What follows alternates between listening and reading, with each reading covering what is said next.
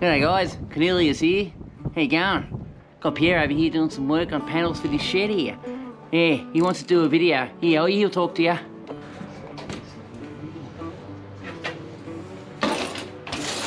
G'day guys, welcome to Simple Home Brew. We're doing a taste test today on my stout. I'm sorry you caught me in the middle of working. In this video, we're doing a tasting on 2 stouts that I made just recently. I'm just going to compare to both. So stick around for that, or more so, at the end of this video, there's a competition coming up. So you might be able to win a small prize. Thank you to Firkin Cellars for that.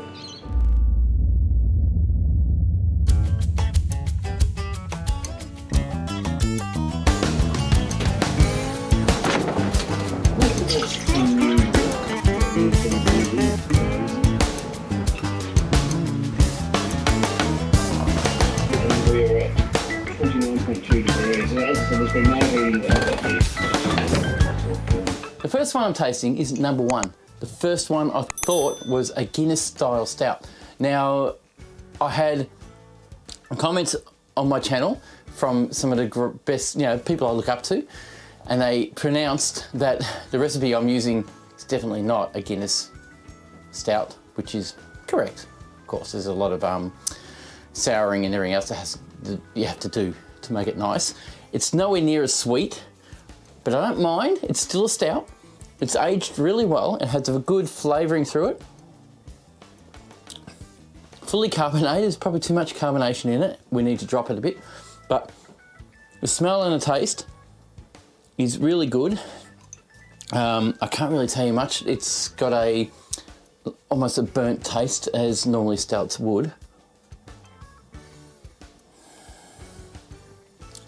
It's not as dark. It's quite smooth actually going down. I can see the bubbles going up through it, so it's a bit clearer than a normal stout. And it shouldn't have too many bubbles really. A stout doesn't have it. Sorry about that, I got a bit of burp coming up. That's all right, here we go. Anyway, it's not a bad stout. I'm really happy with it, I really like it. And I probably won't brew it again because my next recipe is a little bit richer. Has about 20 grams more oats in it, and I dry hopped with East Kent Goldings at about day 6 of fermentation, and I did 50 grams, so it will change the flavour immensely, which I'm sure that this bloke here, which is definitely darker, which is more like a stout, definitely has that, I'm smelling almost like a bushfire smell. It's not as bad as it was a week ago, so it's really good. So it is settling nice, it's starting to age properly. The flavour, pardon me, the flavour is rich. Wow, I'm tasting, wow, it's not bad. The recipe, I will share you the recipe. It's worth sharing. Oh. Yeah, it's got a really good recipe, It's got a really good flavour to it. I can taste chocolate cake. Chocolate cake. It's like cookies, biscuits, which is what you should really get out of it, really. It's very it's still a bit over-carbonated, so I have to reduce the carbonation in both. I've over-carbonated it. In saying that, I'll stir up a bit, try and flatten it a little bit, because the flavour would definitely change if it wasn't so bitter on the carbonation. See how fast? A lot of carbonation going on in there, so I really need to deal with that. But if I can flatten it, take a bit of carbonation out. Oh yeah, now that's a nice one. It's better than the first one. What I'm going to do, I can't really tell you. It basically has definitely got the chocolate flavour. It's got really can't taste the coffee in it. There should be a coffee sort of flavouring, I feel. But I can't taste any of it. But I am a coffee drinker, and I drink a lot of coffee, so it's got to be strong for me to taste it. That's what I'm saying. But it's drinkable. It is a very nice winter drink. It's something that will be ready in about, I'll probably say 2 to 3 months. So I'll leave that sitting in my keg aging for 2 to 3 months, and then hopefully go from there. It'll be awesome. I think it'll be a great beer. Very happy with my results. The first one, not so happy. I will drink it. It's still not bad.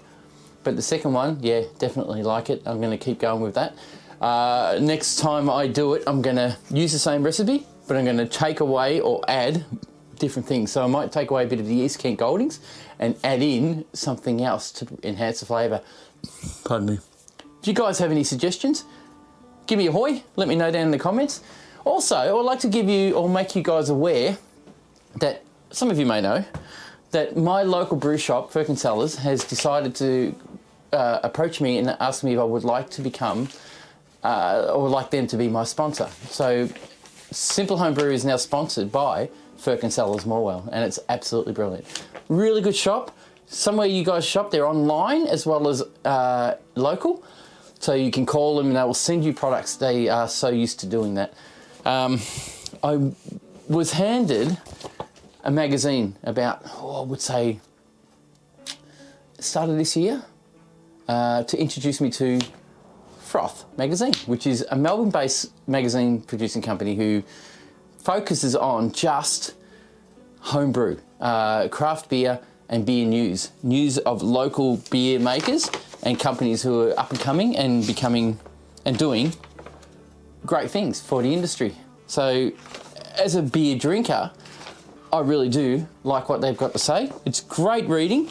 It's free of charge, costs nothing. You can get it in store at Firkin Cellars, or these guys have actually supplied me with 2 copies, 2 envelopes, blank, to send to you guys who follow my channel.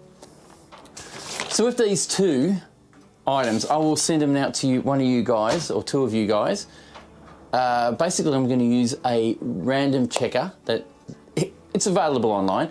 All you have to do is write froth in the comments down below, and I will do a random check on the word froth, and that will actually bring up one of your names who actually said the word froth in the random checker, and I'll send you one. It's as easy as that. Thanks guys, thanks for watching, thanks for subscribing. This is just an interim video just for you to have a look at. We will be back soon. I do have a wine video coming, and I will have another extract brewing coming as well, brew video coming with the tilt hydrometer that's coming up that I have now in my possession, and I'm going to use it and show you how it all works. All right guys, we'll catch you soon. See ya, bye.